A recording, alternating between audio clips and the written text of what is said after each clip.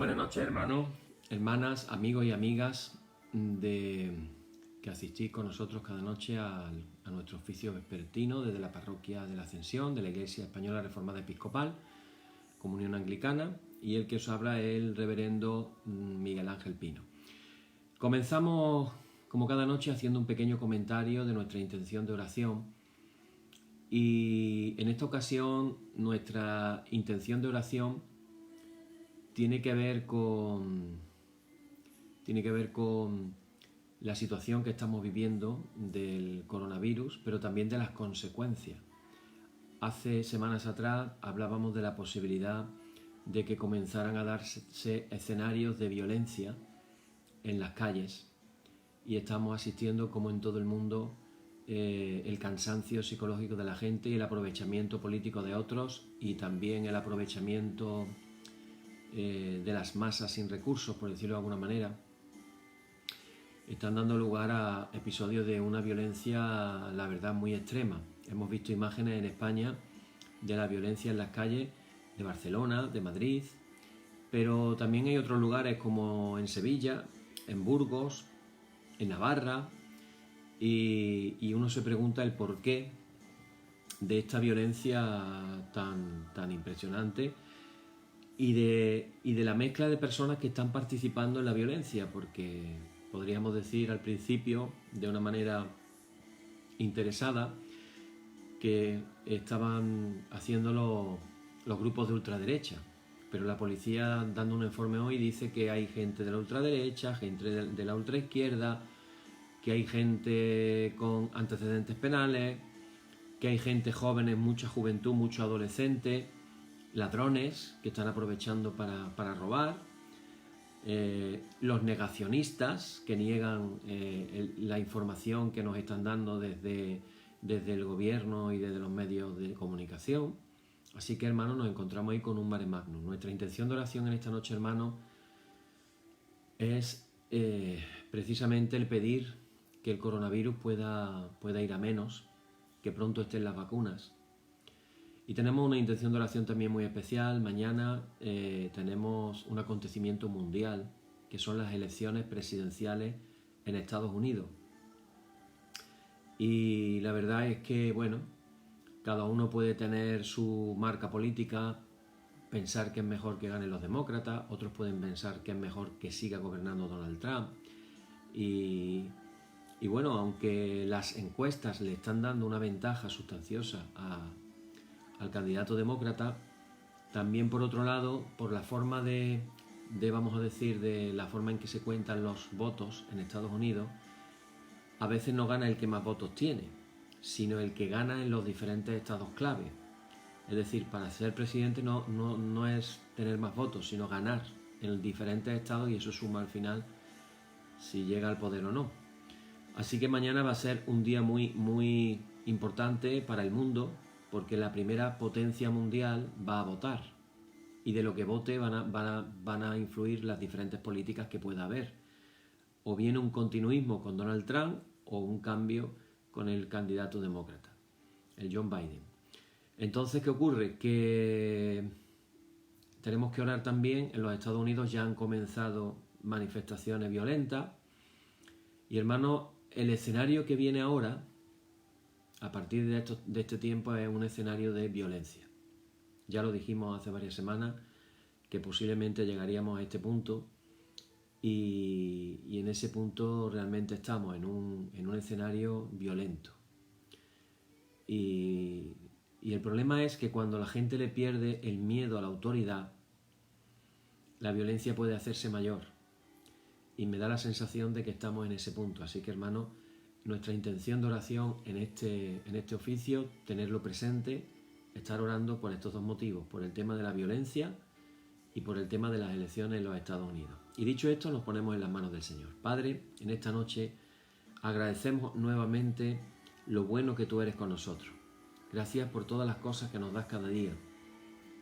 Abre nuestros ojos espirituales y nuestros ojos naturales, para que podamos darnos cuenta, que podamos ser conscientes de las cosas buenas que nos das cada día, y no lo demos por hecho, sino que sepamos agradecerte en nuestro corazón, en nuestra mente, cada vez que nos das algo bueno, porque todo lo bueno proviene de ti.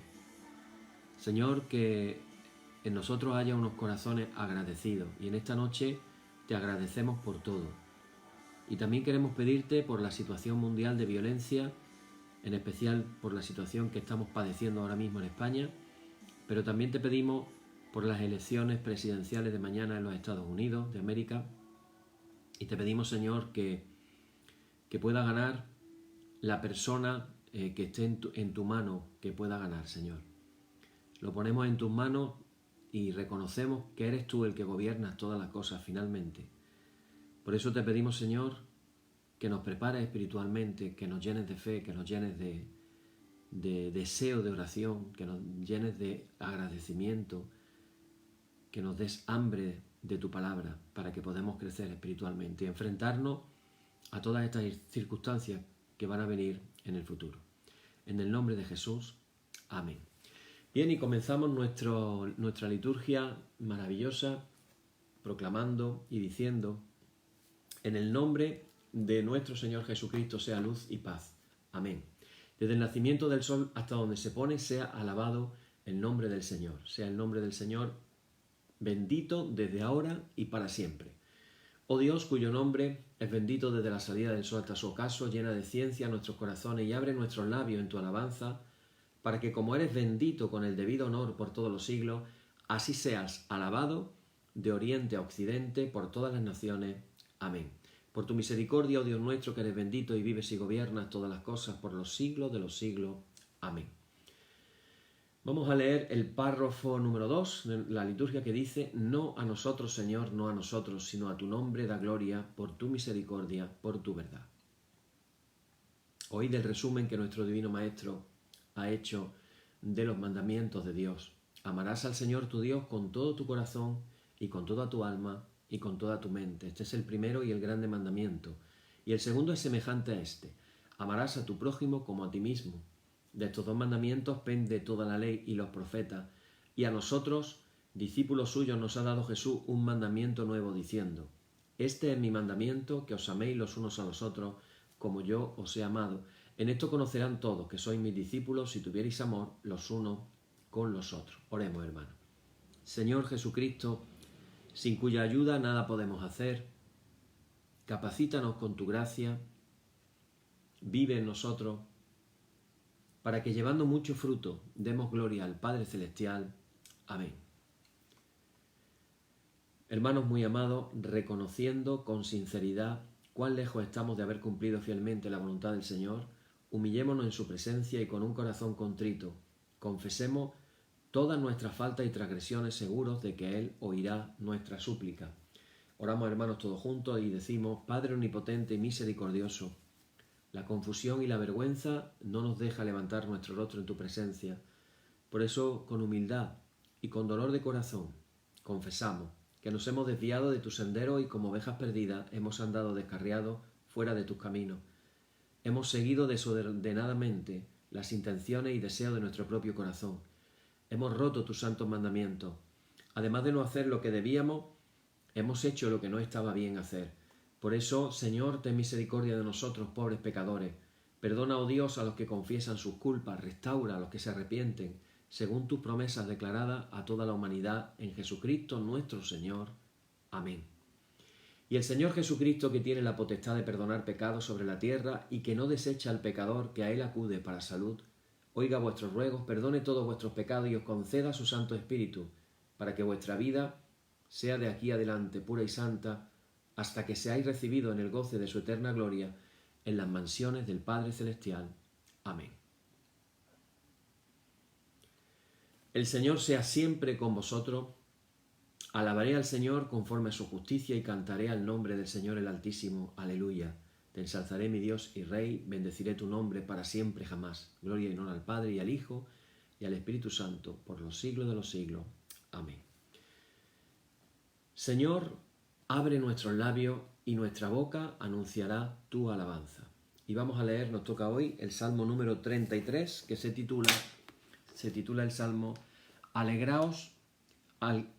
Alabanzas al Creador y Preservador. Así se titula este Salmo. Dice así: Alegraos, oh justos, en el Señor. En los íntegros es hermosa la alabanza. Aclamad al Señor con arpa, cantadle con salterio y decacordio. Cantadle cántico nuevo. Hacedlo bien, tañendo con júbilo, porque recta es la palabra del Señor, y toda su obra es hecha con fidelidad. Él ama justicia y juicio. De la misericordia del Señor está llena la tierra. Por la palabra del Señor fueron hechos los cielos, y todo el ejército de ellos por el aliento de su boca. Él junta como montón las aguas del mar. Él pone en depósitos los abismos.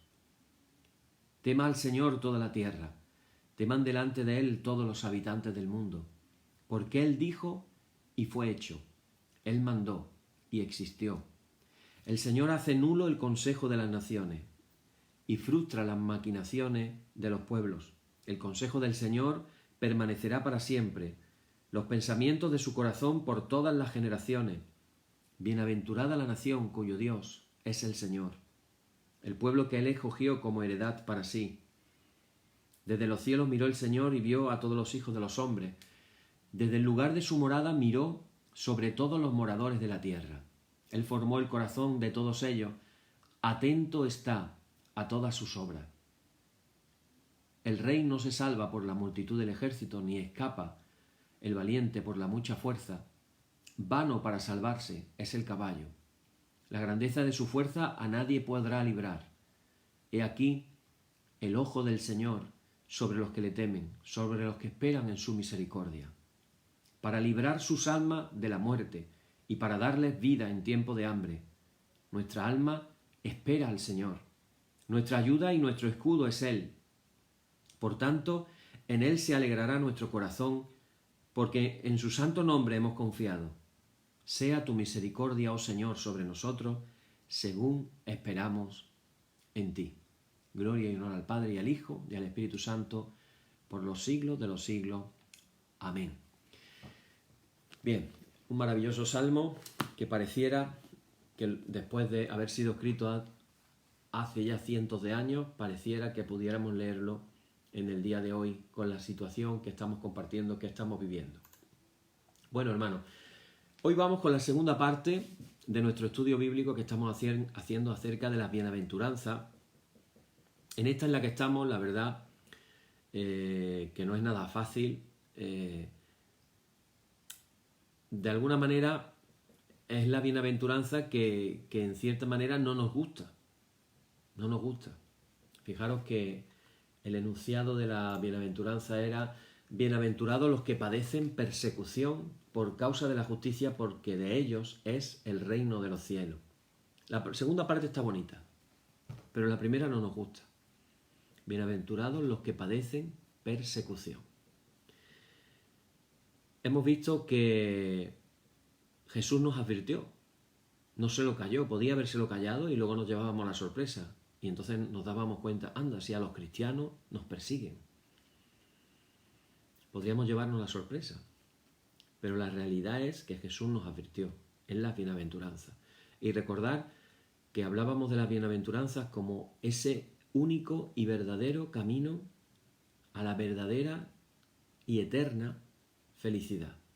Felicidad aquí en la tierra, pero también felicidad eterna en el cielo, pero también en la tierra.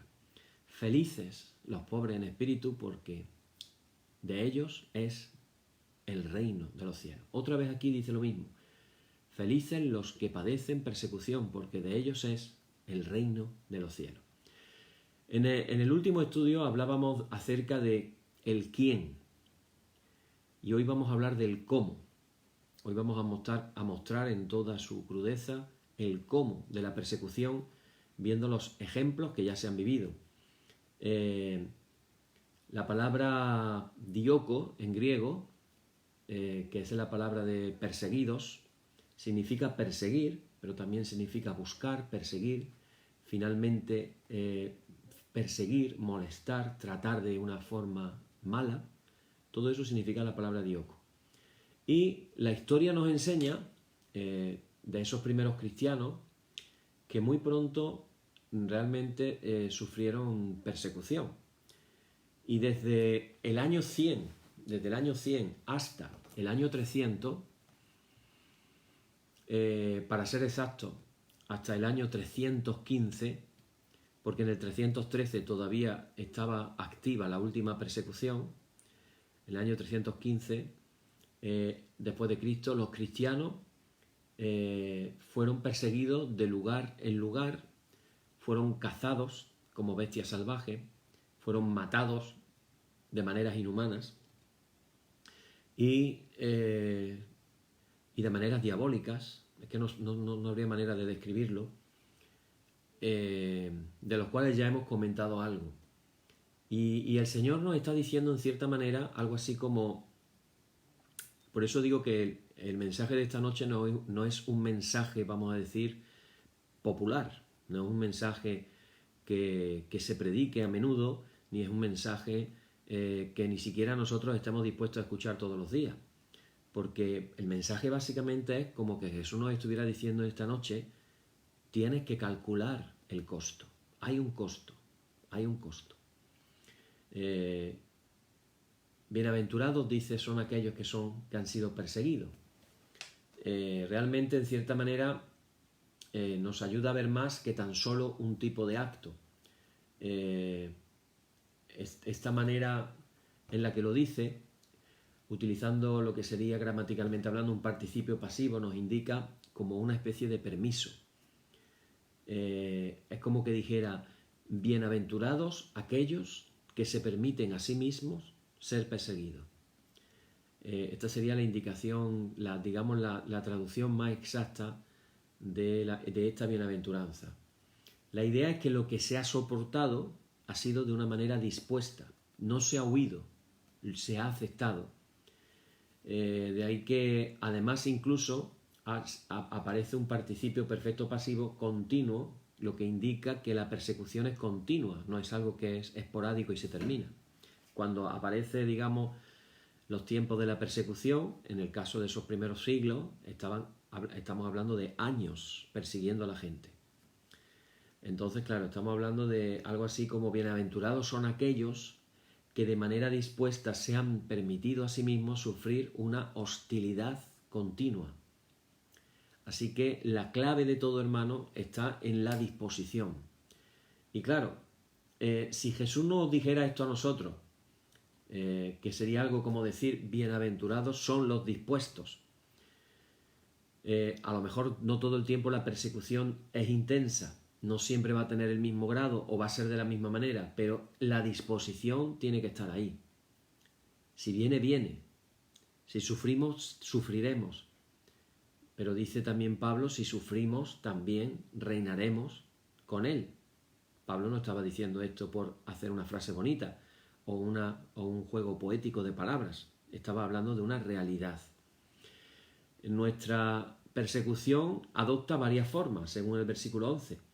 Algunas veces puede ser la forma de vituperio, bienaventurados cuando los hombres os insulten, que literalmente significa colocarse cara a cara con alguien y abusar de ellos de frente. Es decir, es como, imaginaros esa imagen que a veces vemos en las películas del típico sargento americano que está entrenando a los marines tipo duro y se pone así delante de la cara del soldadito que está recién llegado, se pone así cara con cara y lo empieza a insultar y a amedrentar.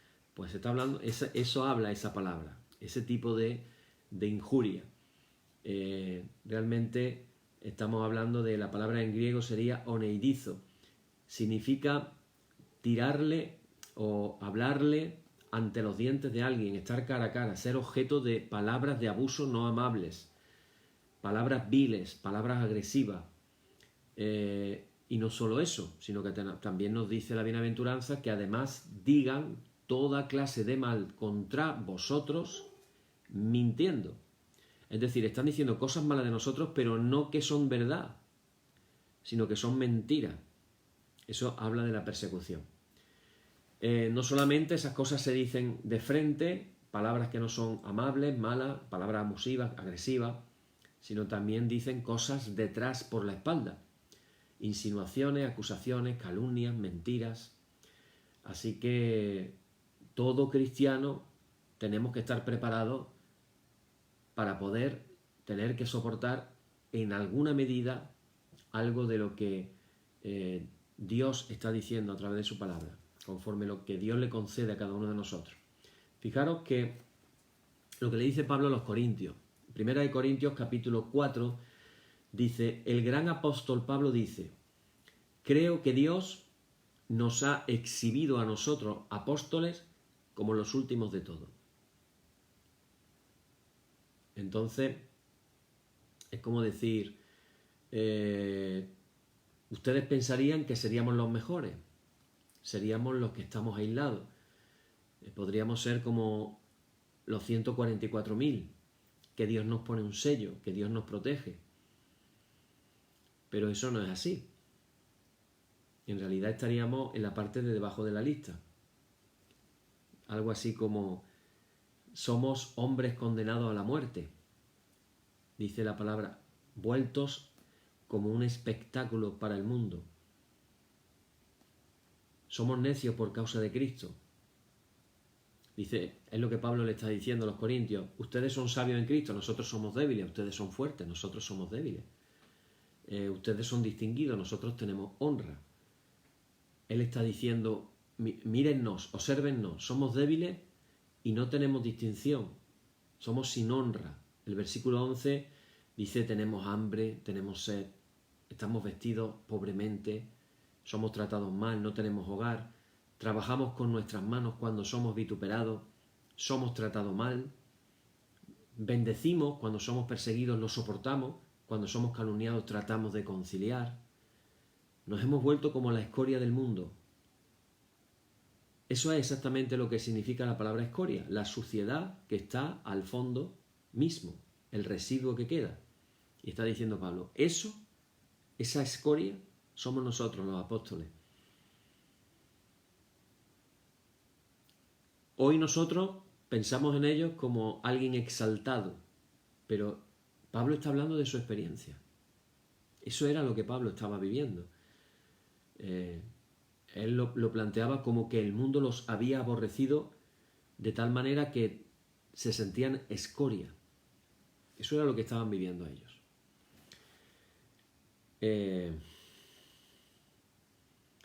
Decía un autor, es una prueba fuerte de depravación humana que las maldiciones de los hombres y las bendiciones de Cristo se puedan encontrar en las mismas personas.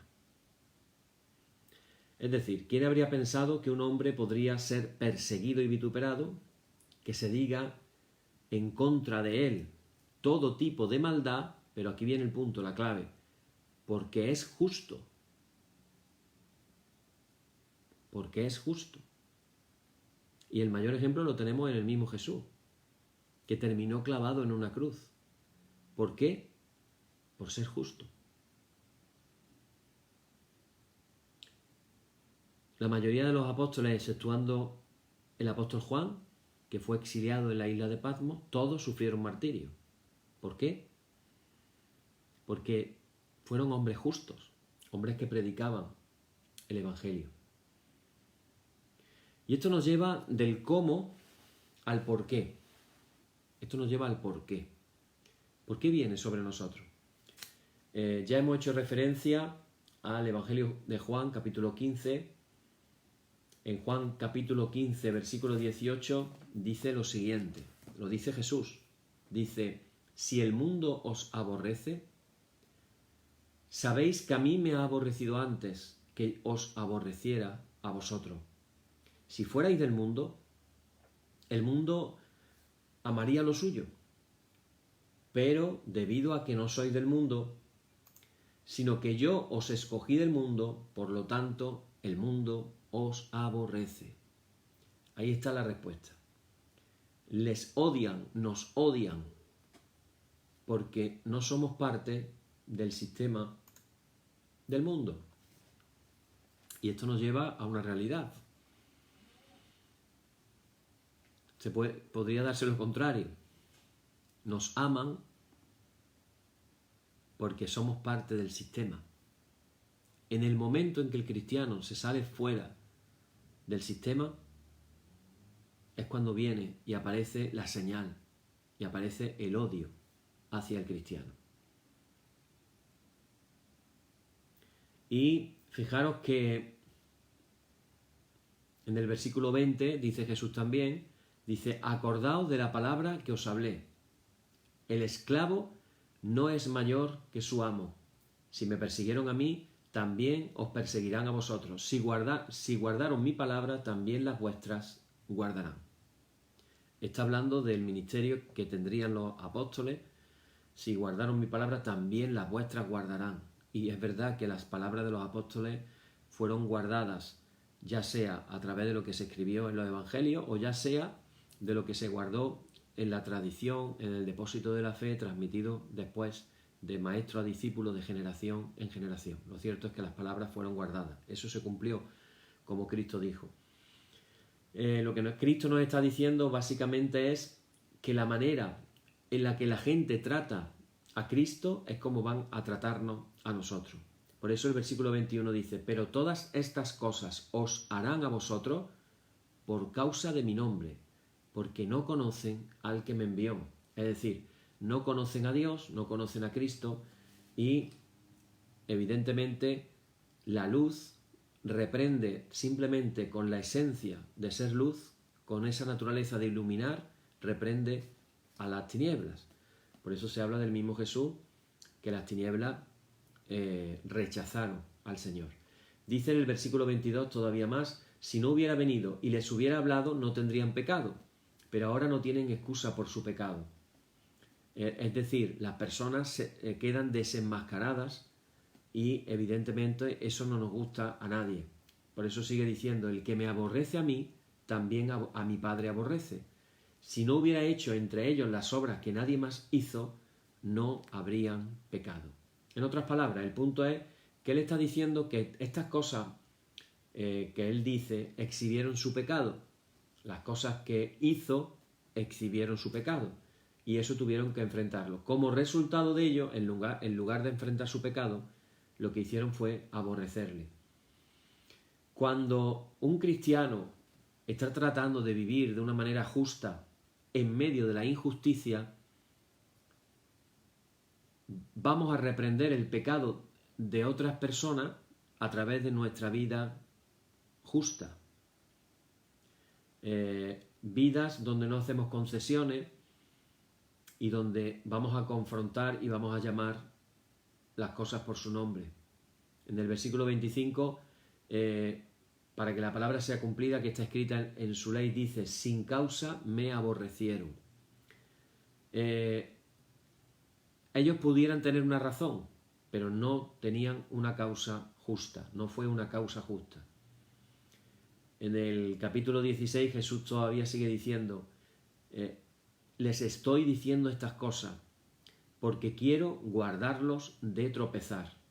No quiero que se sorprendan cuando les suceda, le estaba diciendo Jesús a sus discípulos, lo mismo nos dice a nosotros hoy también. Y Jesús les sigue diciendo, los van a expulsar de la sinagoga. Viene una hora en la que todo aquel que los mate piense que está ofreciendo servicio a Dios. Y estas cosas van a hacer porque no han conocido al Padre ni a mí. Pero estas cosas les he hablado para que cuando venga su hora se acuerden de que yo se los dije. No quiero que se sorprendan cuando sean perseguidos. Así que, hermanos, esta bienaventuranza es una advertencia del Señor a nuestras vidas de que realmente en algún momento o hemos sufrido ya persecución o la vamos a sufrir. Y precisamente cuando llegan las épocas del final de los tiempos, una de las características es la persecución de los cristianos. Recordar que aparecen unos personajes medio misteriosos en el Apocalipsis a los que se le llaman los 144.000 sellados, vestidos con túnicas blancas, que habían sido mártires. 144.000 de las 12 tribus de Israel. Y nombra más o menos las cantidades de cada tribu. Es algo un relato un poco misterioso, pero nos habla del martirio. Y fíjate que las palabras que Jesús le dijo a sus discípulos se terminaron cumpliendo. He apuntado estas cosas para que las sepáis por lo menos. Andrés, el apóstol Andrés, persistiendo en su predicación, se le ordenó que fuera crucificado. La historia nos dice que él fue amarrado con cuerdas, no clavado con clavos, amarrado con cuerdas de sus manos y de sus pies. ¿Para qué?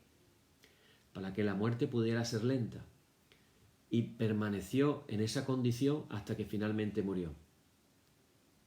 De San Pedro, de Pedro, se nos dice desde la tradición que después de estar encarcelado por 9 meses, fue crucificado, pero él pidió que lo hicieran al contrario, de cabeza, por no sentirse al nivel de su Maestro, su Dios y Señor Jesús. Pidió que lo crucificaran de cabeza, boca abajo. Se cuenta de Pablo que lo más probable es que fuera decapitado en Roma por Nerón. La tradición cuenta que a Pablo le cortaron la cabeza. Jacobo, Mateo, Matías, Bartolomé, Tomás también sufrieron martirio. Y como decía antes, el único que fue deportado a la isla de Patmos fue Juan, que no fue, murió de muerte natural o de lo que tuviera que morir, pero no fue por martirio.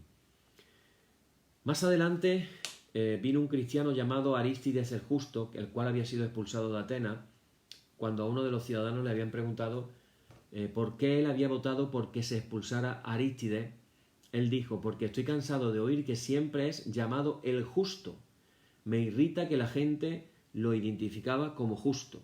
Ese Arístides el Justo era un cristiano y también sufrió la persecución.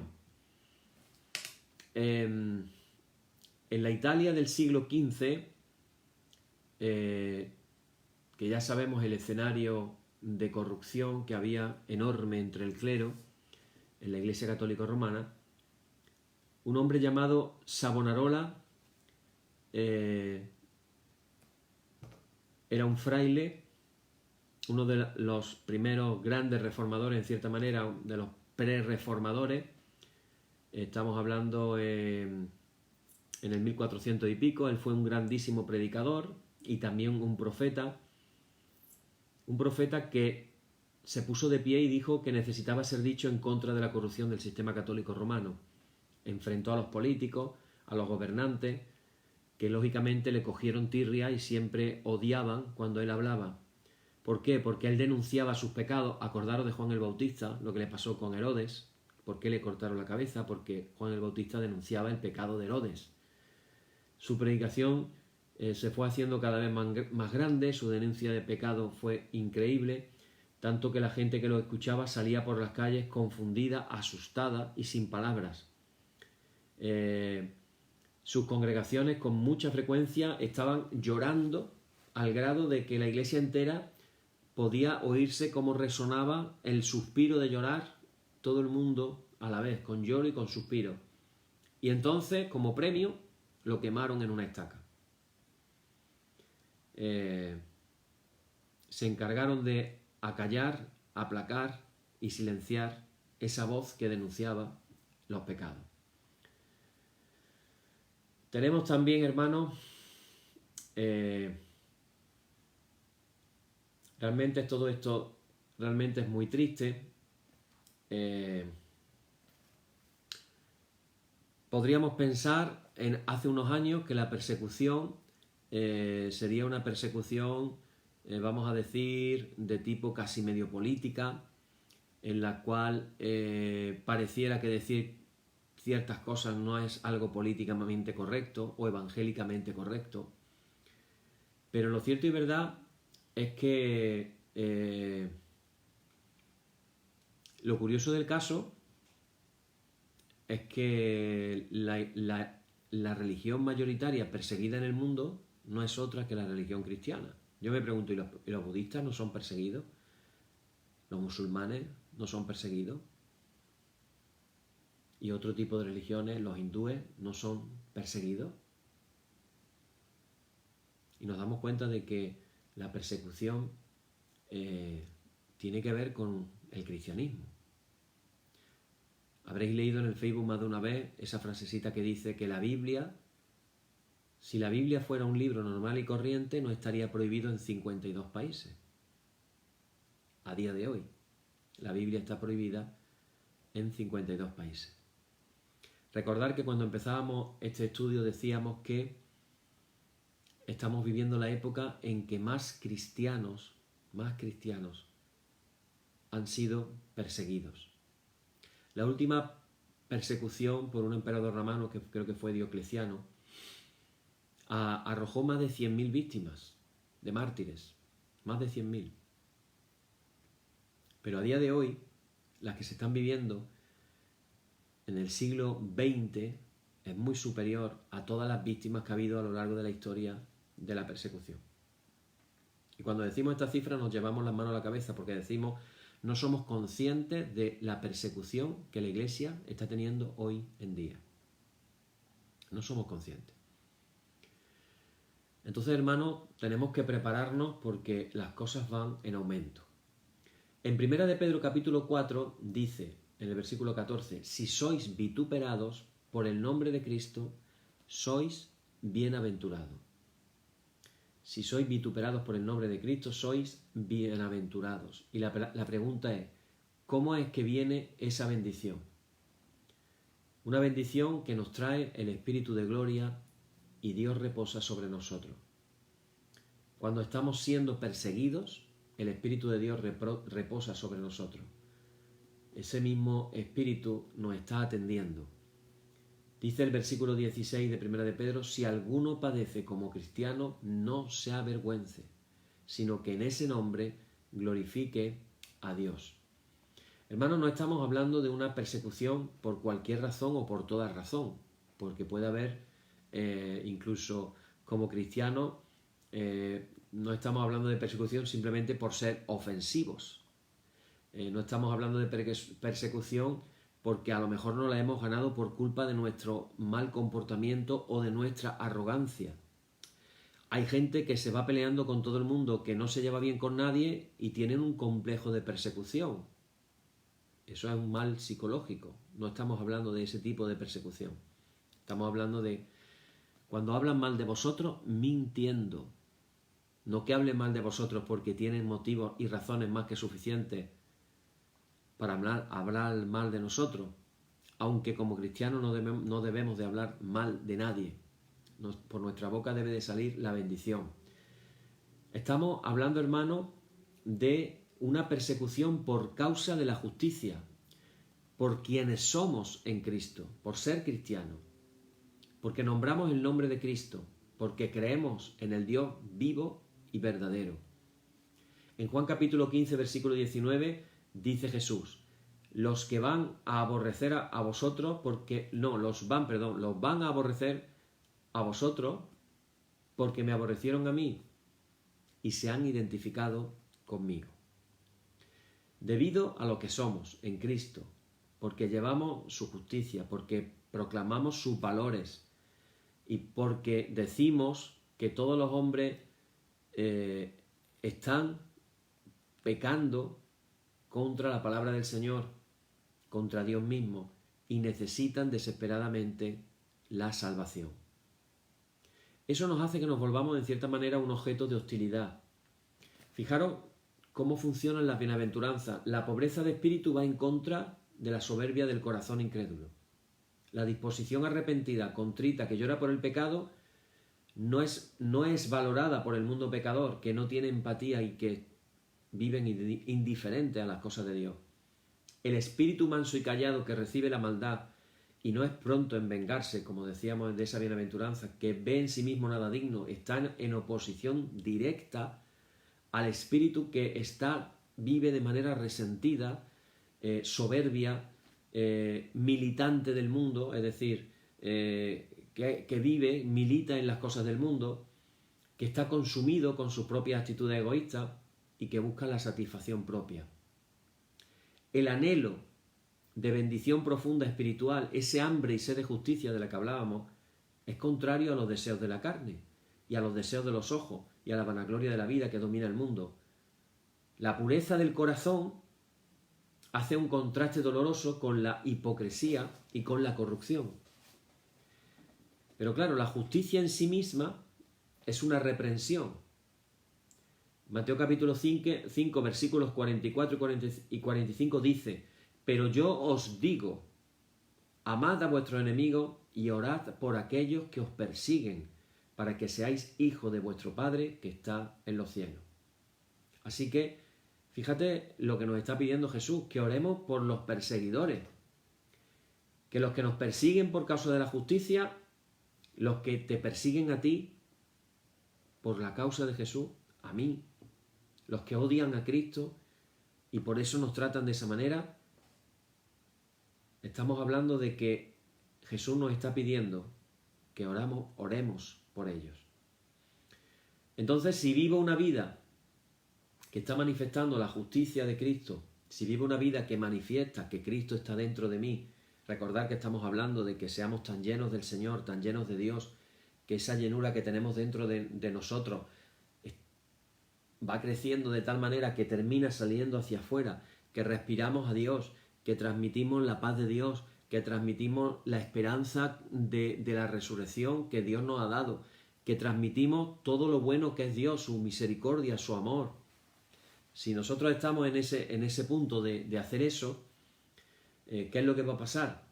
Si yo comparto de una manera clara el Evangelio, lo que vivo y la manera en la manera en que hablo, pues ¿qué es lo que va a pasar? Pues la pregunta sería ¿cuándo? Es decir, en algún momento nos vendrá la persecución y nos vendrán las personas que sean hostiles a Dios, a Cristo, al Evangelio y a nosotros como representantes suyos. Y claro, dice el versículo 12, nos habla de gozarnos y de alegrarnos. Alegraos y gozaos cuando pase esto. Y uno se queda así como diciendo, ¿esto cómo va a ser? ¿Cómo me voy a alegrar y me voy a gozar cuando me persiguen? Pues eso lo vamos a dejar para el siguiente día, porque hasta ahí vamos a llegar hoy. Hermanos, la persecución está a la vuelta de la esquina. Tenemos que prepararnos para vivir una vida cristiana más profunda, en más fortaleza, más llenos del Señor. Porque si no vivimos ese tipo de vida, nos va a resultar muy complicado entender estas palabras de Jesús. Alegraos, gozaos cuando os persigan. ¿Cómo se puede uno alegrar de lo malo? ¿Dónde está el secreto? Algún secreto tiene que haber. Alguna razón tiene que haber. Pero hermano, repito, vivimos en tiempos que necesitamos fortalecernos en la fe, en la oración, en alimentarnos con la palabra de Dios, el dejarnos ser usados para bendecir las vidas de otras personas.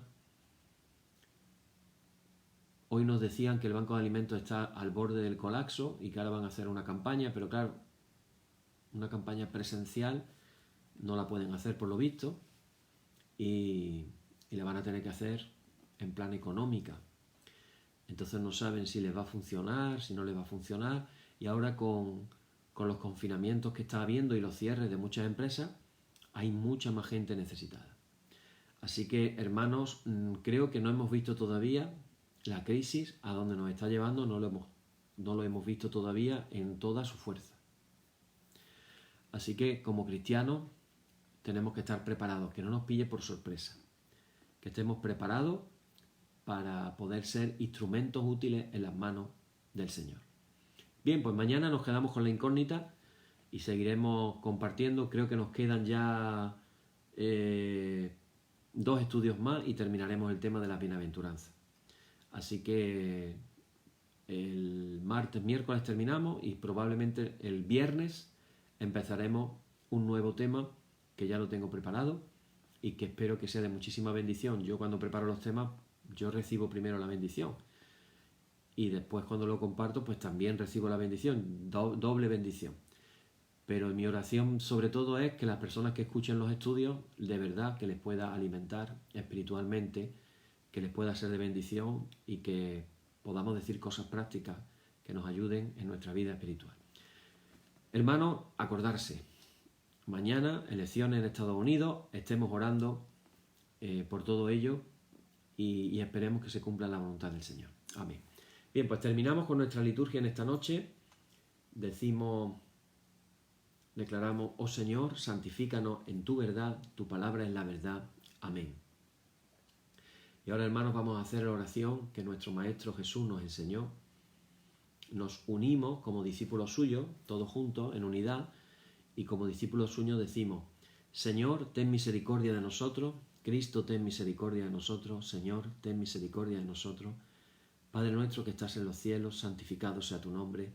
Venga a nosotros tu reino, hágase tu voluntad como en el cielo, así también en la tierra. El pan nuestro, danos de cada día, y perdónanos nuestras deudas, así como nosotros perdonamos a nuestros deudores. Y no nos dejes caer en la tentación, mas líbranos del mal. Amén. Líbranos del mal y confírmanos en tu temor con toda obra buena, oh Trinidad, Dios nuestro, que eres bendito y vives y gobiernas todas las cosas por los siglos de los siglos. Amén. Señor, muéstranos tu misericordia y danos tu salud. Llena a tus ministros de virtudes y da alegría a tu pueblo escogido. Acuérdate siempre de esta congregación y de todas las congregaciones cristianas por todo el mundo, que tú has poseído desde el principio. Oh Dios, purifica nuestros corazones y no quites de nosotros tu Santo Espíritu.